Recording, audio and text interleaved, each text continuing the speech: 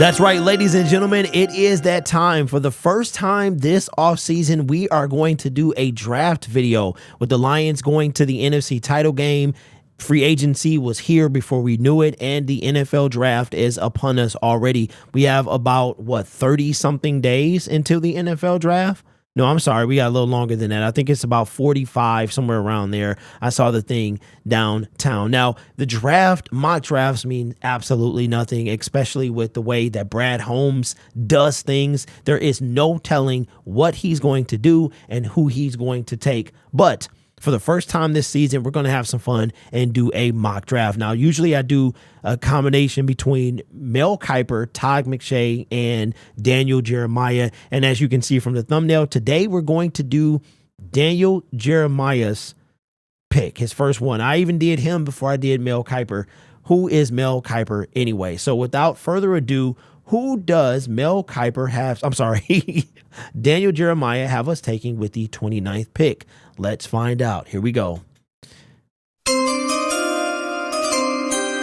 All right, with the 29th pick in the NFL draft, the Detroit Lions select Kool-Aid McKinstry, cornerback out of Alabama. Here's what Jeremiah had to say. This was a tough call for me between McKinstry and Penn State edge rusher Chop Robinson. The Lions end up going with a talented outside cornerback to pair with his Alabama teammate, slot corner Brian Branch. Now, I've seen this guy mocked to us quite a bit, and this is tough for me, and let me tell you why. Because we still need an edge rusher. Now, our next pick is somewhere in the 60s, I believe. So Brad Holmes, if he did want to take Kool-Aid or a cornerback in the first round with that first pick, I personally believe he's going to trade out. But if he wants to take a cornerback, then he would have to find some way to get back up and probably take a edge rusher in the next 10 to 15 picks. That would be how he would have to do. Now, while I could see this happening, here's why I could see this happening. I could see it happening because if you get a cornerback, whoever you take, even at the end of the first round, you're going to get a 4 to 5 year choice on them. You're going to get 4 guaranteed. And then after 3, you can decide if you want to pick up their 5th year option. So this would solidify a cornerback for the next 4 to 5 years. Very similar to how Jeff Okudah was back in 2020. Now you have why I couldn't see it. Because, okay, let me look at the cornerback room. Carlton Davis, 1 year deal as of now. Emmanuel Mosley, 1 year deal as of now. Cam Sutton, 2 year deal. He got 2 years remaining. Then you have who did we just bring in? Amik is a 2 year deal. So could we do this? We could do it. It would still make sense.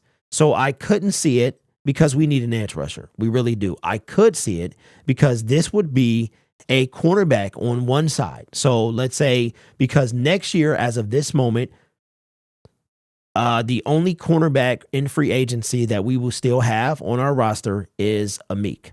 We won't have Carlton Davis without an extension. We won't have Emmanuel Mosley without an extension. So I could see that. Why I couldn't see it is because, again, and I know you guys don't like to hear this, Brad Holmes, we need an edge. We need an edge.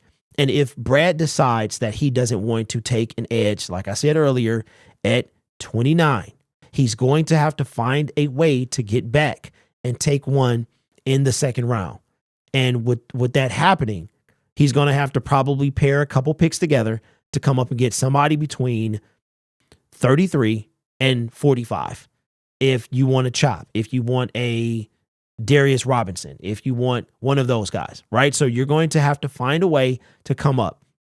So here's what I'll do. I'm going to say that Brad Holmes, it does make sense to go corner, but it makes more sense to pair somebody opposite Aiden because we've got that middle lockdown. We've got the up-and-coming Broderick Martin. We have DJ Reader for the next 2 years.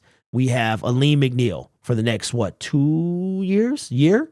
Something like that. I think Aleem is going to his last year, I believe. So he's going to need probably an extension somewhere as well.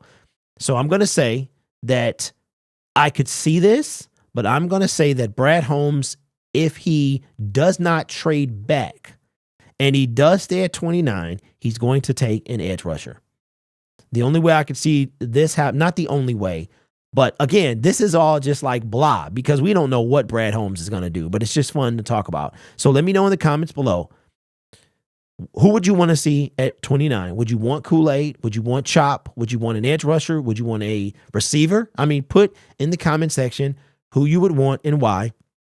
And what do you see Brad Holmes doing? I know none of us know. He proved that to us last year, which is a good thing. But just to have some fun for conversation's sake, we still got 5 weeks before. And I don't know about you, but this offseason is flying past. The draft signals summer, signals OTAs. I mean, and we are there. So let me know, which is a good thing because the season ended in, quite frankly, the second to worst way possible. The only way it could have ended any worse is to make it to the Super Bowl and lose. So let me know what you think in the comments below. This channel is brought to you by members, subscribers, and viewers just like you. So consider subscribing if you haven't already. The giveaway is coming soon, so keep an eye on that. Make sure you hit that notification bell so when I drop the video about how the giveaway is going to go, then you will not miss it. You guys are awesome. Take care of yourself and each other. And as always, go Lions.